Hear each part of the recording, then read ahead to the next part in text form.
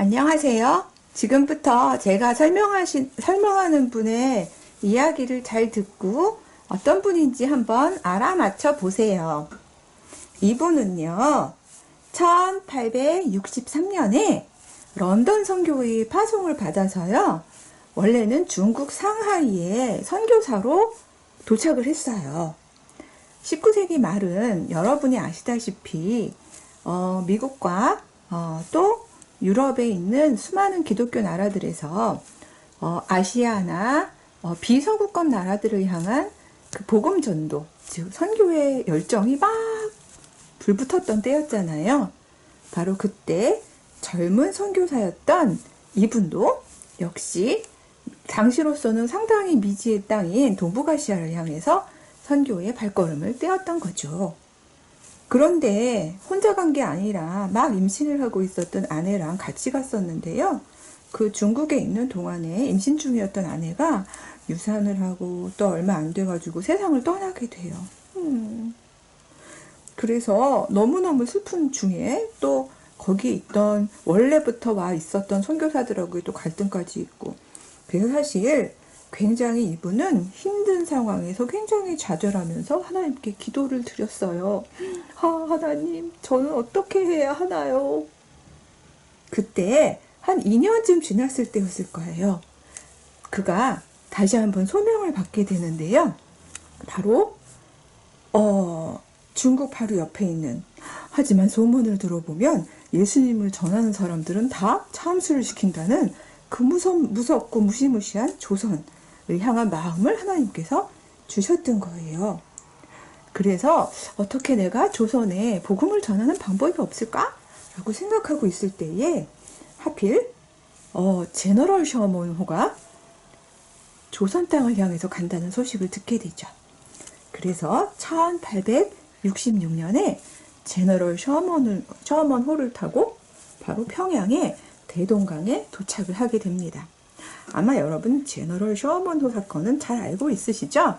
대충 여기서 감을 잡으셨을 것 같기도 한데, 아시다시피 이 당시는 어마어마하게 그 외세를 향해서 거의 오지마, 안돼, 가! 이런 방식으로 배척을 하고 있던 당시였잖아요. 그러다 보니까 조선 군인들은 결국 제너럴 셔먼호를 아주 무력적으로 퇴치했고요. 배가 불타고 뭐 엄청난 그 전쟁 상황에서 마음이 급해진 이분은요, 그만 막 뱃머리에 올라가서 준비해온 성경책을 막 뿌리고요. 결국 배는 좌초되어서 막 열심히 헤엄을 쳐서 무트로 올라오긴 했지만, 당시에 주민들이 주민들 입장에서는 이게 선교의 상황이라고 보기 어려운 굉장히 지금 막 무력적인 상황이잖아요. 그래서 올라오고 있는 얼굴이 굉장히 다르게 생긴 이 이양인에 해당하겠죠. 결국 이 사람들을 막 해치게 되는데요. 그때 박춘권이라는 사람에 의해서 바로 이분도 죽임을 당했어요. 그 순교죠.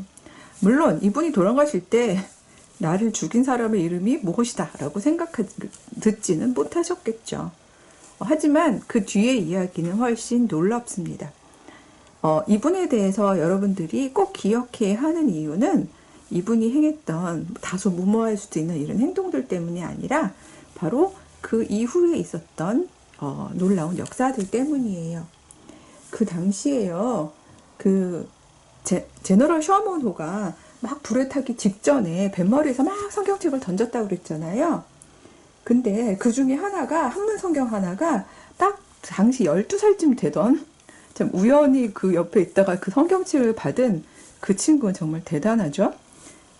최치량이라는 친구한테 그 성경책 하나가 딱 전달이 되었고, 이걸 받아든 이 친구는 신기하기도 하고 겁이 나기도 하고, 그래서 이것을 당시 평양 관리였던 박영식한테 건네주게 됩니다. 아무래도 이제 관리한테 자진 반납을 한 거죠. 근데 박영식은 내용 자체는 그게 뭐 그렇게 중요하다고 생각하지 않은 상황이었지만, 당신은 종이가 굉장히 귀했잖아요. 그래서 이 성경책을 가져다가요, 그걸 뜯어가지고 자기 집에 도배지로 활용을 했대요. 참 우습죠? 예, 우리가 지금 생각하면 기가 막힐 노릇이지만 사실 한번 상상해 보면 꽤 괜찮은 집인 것 같기도 해요. 온통 성경 구절로 완전히 도배가 되어 있는 방에서 잠을 한번 자면 어떤 기분일까요? 예, 저도 한번 해보고 싶긴 하지만 그러고 싶지는 않네요. 예, 왠지 성경은 우리가 꼭꼭 씹어서 우리 안에 말씀으로 받아야죠. 어쨌든 훗날 그 12살이었던 최치량은 점점 이제 자라나서 그 박영식의 집을 구입했어요. 하필 너무 신기하지 않아요? 그 성경책으로 도배된 그 집을 최치량이 구입했다는 것이. 그래서 여관으로 사용을 했었는데요. 심지어 선교사들한테도 그 여관에 머물 수 있게 해줬을 거 아니에요. 그래서 뭐 선교사 마펫이라든가 그레암리 이런 사람들이 복음을 전하러 평양에 왔을 때는요, 바로 이 최치량의 여관에 머물렀다고 해요. 참 신기한 일이죠. 그리고 이 최치량도 결국은 이 마펫으로부터 세례를 받게 되거든요.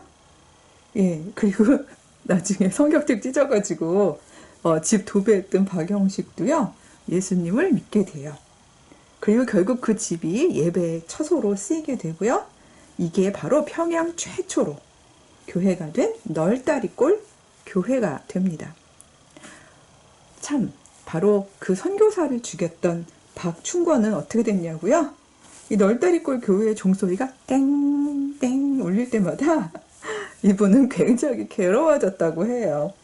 그래서 할 수 없이 그 괴로움을 견딜 수가 없어서 마페 선교사님을 찾아왔고 회개를 하고 참회를 하고 예수님을 믿고요. 결국 평양 지역 부흥에 헌신하는 굉장히 신실한 기독교인이 되었다고 해요. 널다리골 교회는요, 성장해서 장대제 교회가 되고요. 그 터 위에 더 큰 교회가 지어졌는데 그게 바로 장대현 교회예요. 여러분도 아시죠? 1907년 평양의 대부흥운동의 중심지가 되었던 바로 그 교회.